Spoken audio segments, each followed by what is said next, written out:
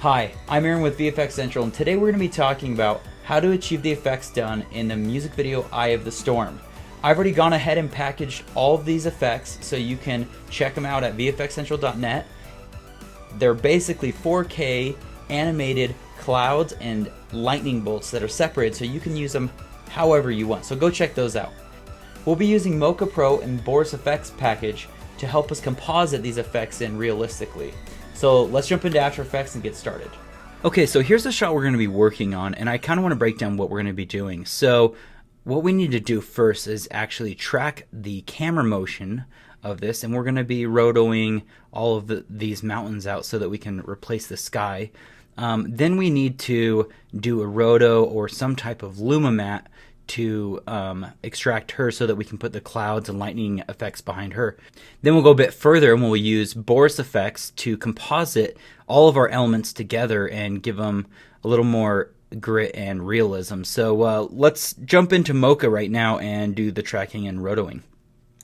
Okay, so we need to pick a place to track, and I'm actually going to be tracking these mountains back here. Then we're going to create a roto mask that will be linked to that track so that we can cut these mountains out properly. So what we want to do is create an X spline, and let's just do this. You can also add even more X splines within that track just to help it get more proper tracking results. We're just going to do translation, scale, and rotation. I'm not going to do shear. Let's track this and see how it does. Okay, we can see that our track held really well. Now remember, we're just focusing on these far mountains way out there, and we're actually going to do another track and spline right here because these are going to move a little bit differently than the ones back there. So this is just my technique, the way I like to do things. So what I want to do is I'm going to create another spline, and this time we're going to get a little more detailed. And if you hold Z, you can zoom in, make sure that things are lining up properly. Okay, now that I've drawn this spline over the back mountains, what we want to do is actually connect this spline, this blue one, to the red one that we created, the red track. So it's easy to do. All you have to do is make sure it's selected on the correct layer, and you go link track 2, and I'm going to go layer 1. And now if we scrub through, we can see that that was completely tracked in, it was connected to the other track. So there's always going to have to be a little bit of cleanup, so I'm just going to do some of that right now. That is our first mask that we did. You could technically just do it on this layer once you have your track. You could just draw the spline. I don't know why I do it this way. This is just how I like to do it. It keeps my brain straight that this is my track and this is my spline. So whatever works for you. So now let's do this front hill. We can see that it tucks. It goes down right there. Let's draw something for that. Okay, I've gone ahead and I've rotoed and tracked this part of the hill. What we're going to do is export these shapes back into Adobe After Effects. What we do first is let's go to the back mountain, and we need to go to Export Shape Data, and I always do the Mocha Shape Data for AE, and all you have to do is copy to clipboard. Let's jump back into After Effects. And what we can do here is this is what I like to do, is create a new solid. Let's just do a white solid. Make sure it's comp size. We're going to go up to Edit, Paste Mocha Mask. There, we got it right there. Let's go back in here and click on the other mask, this hill. Same thing, export shape data, copy to clipboard, jump back into After Effects. Make sure we're selected on this top layer and go Edit, Paste Mocha Mask. So now we have both of our masks in there. First things first is I want to duplicate our footage, and then if you go over to here, you can either choose alpha or you can choose a luma mat. Let me just solo this and show you what it's doing. So obviously the alpha and luma are doing the same thing because it's white or invisible. But if I inverted it, it would do the opposite. So by putting the footage beneath our white solid with our masks, we can solo just this area. Now that we have this all in here, what we want to do is actually soften or add some motion blur onto the edges of our mask. So we can do this by turning on our motion blur right here, and when the camera or when this mask moves, it'll actually add a slight motion blur on the edges. Another thing I like to do is add some mask feathers. So let's just do 7 is pretty good because that's going to be in the distance and it'll be a little bit out of focus. And maybe this other one will do 5. Okay. Our next goal is to key our model out here so that we can put the clouds and lightning behind her. To do that, what I've done is duplicated the footage. I just drop in key light. We can use this sky pretty much as a blue screen, so just select the sky. And I'm going to solo this layer temporarily. Go to combine matte so we can see what is being keyed out. And all we have to do is adjust some of the parameters. So let's turn this down. And let's make sure she's as white as possible.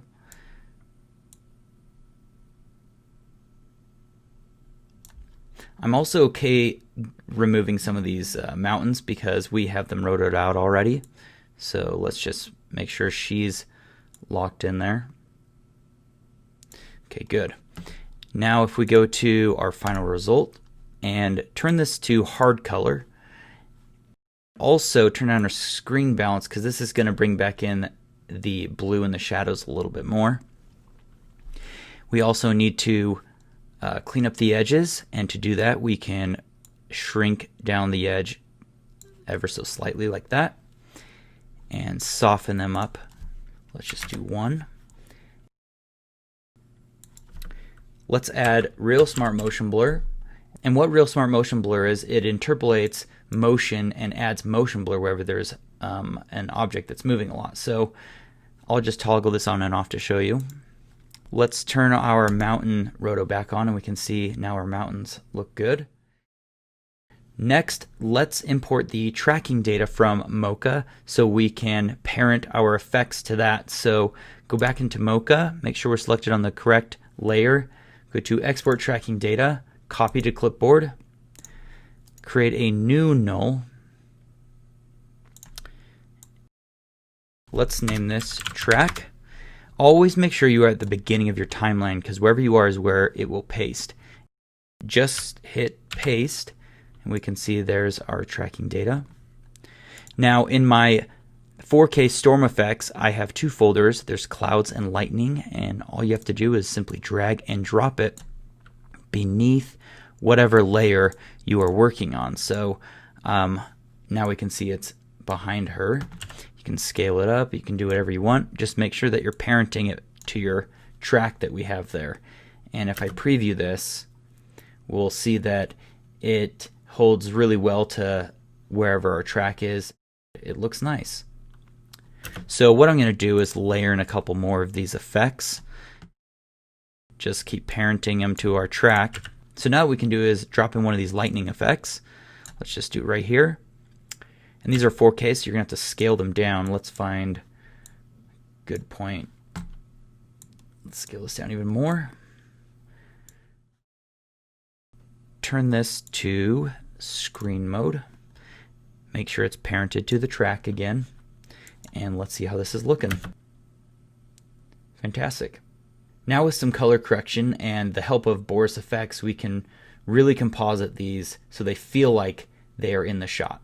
Okay, I'm going to show you how to composite these clouds in a little more realistically, and we're going to do that using Boris FX. So I want to turn all these other layers off and just work on this cloud right here. The first thing I like to do is add a tritone effect. And let me show you what this will do. What we can do is sample some midpoints of our background footage, and we can even sample some highlights. So if we think that this is the best highlight, we can sample that. Obviously this is a little too dark, but you get it. We can just bring that up and let's sample, I think this is a shadow right there. One of the advantages of using Boris FX is it has these handles that we can use. By toggling this down or up, we can see the changes being made immediately. Rather than glancing our eye back and forth from here to there to here to there, we can work directly on the image and see how it's being affected. Then what we're going to do is we're going to add a blur because these clouds are a little too sharp. So again, we're going to go to Effect and go to Blur, Lens Shape. I think 2, maybe we'll go to 1.0. The next thing we want to do is add some grain. We want to dirty this cloud up a little bit so it looks more photoreal. When we film stuff in real life, there's always going to be some grain in the shadows and other places. So we want to reintroduce some of that grain. We can do that by going to Effect, Film, let's see, the Match Grain tool. We can use these sliders to control our grain. I want to change this to RGB so there's some color in there. And we can also sample our red footage. I think that's looking pretty good. I'll just toggle this on and off so you can see. It's really subtle, but it makes a really big difference. It makes it feel more alive. I feel like this still isn't quite where I want it to be, so the last thing I like to do is add a levels and just eyeball where I think it should be. I feel like the highlights are still too strong compared to her dress. So what we want to do is drag this parameter down.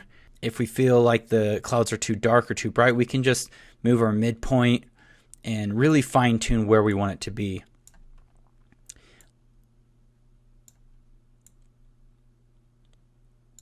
I feel like that looks a lot better.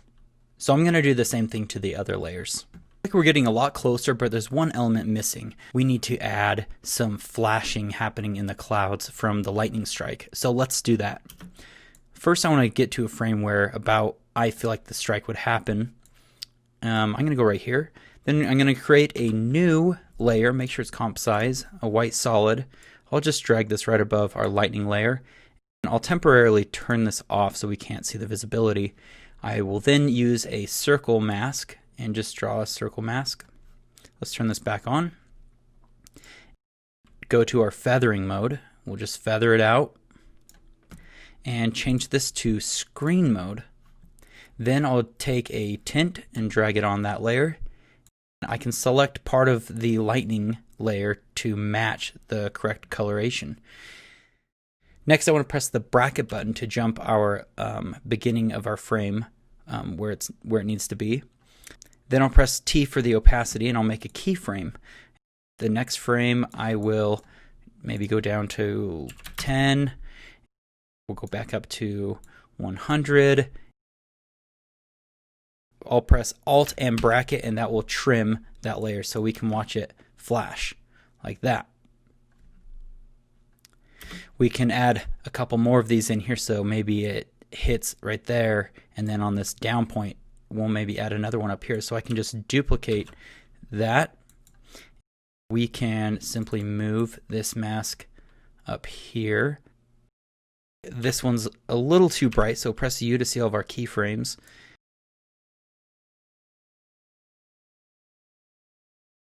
Scale this down.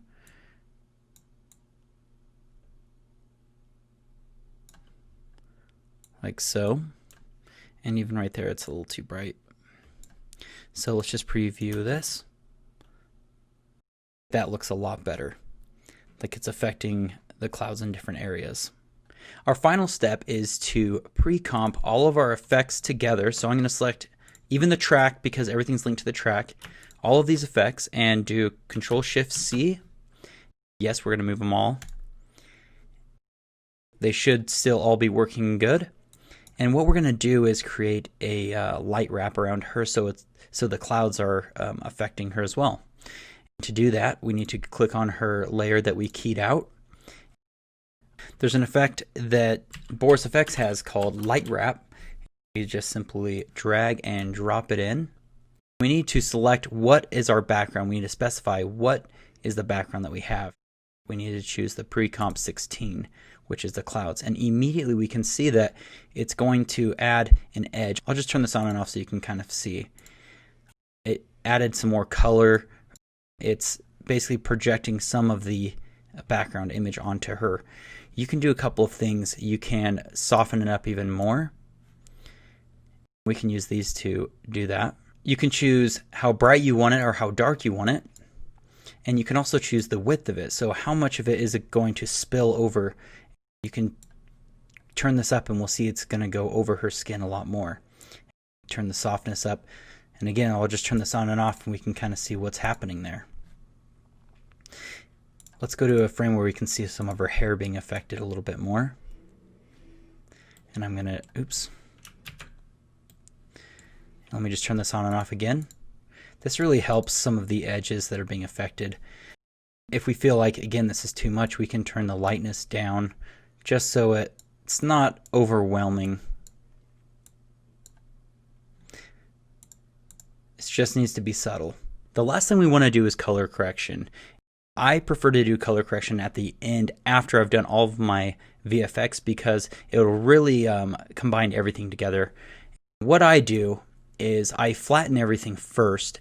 I just use a couple of LUTs that I got from Impulse LUTs. I love them. I think they give a really cool poppy look. And then I just use an unsharpened mask to get back a little more detail and sharpen up some of the edges of specific points.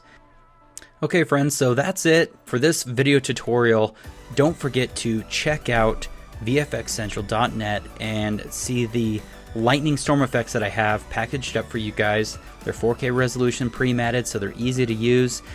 Also, head over to BorisFX.com and check out Mocha Pro. It is one of the most amazing tracking programs I've ever used. I use it literally on every project.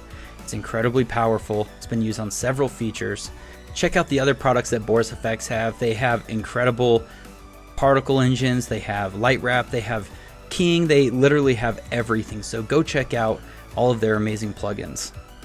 I'm just going to hold this mic like this, and I wanted to thank you guys for all of your support, and thank you for watching this tutorial. Please check out Boris FX and also check out the pack that I put together. If you sign up today, you get 10% off all of my products, so please go sign up. Look forward to our VFX crash course coming out this year, where it takes you from pre-production all the way to post-production. We'll be answering a lot of questions that I've had people send me, and it will really fine-tune your skills as a VFX artist. So look forward to that, and thank you, and we will see you later.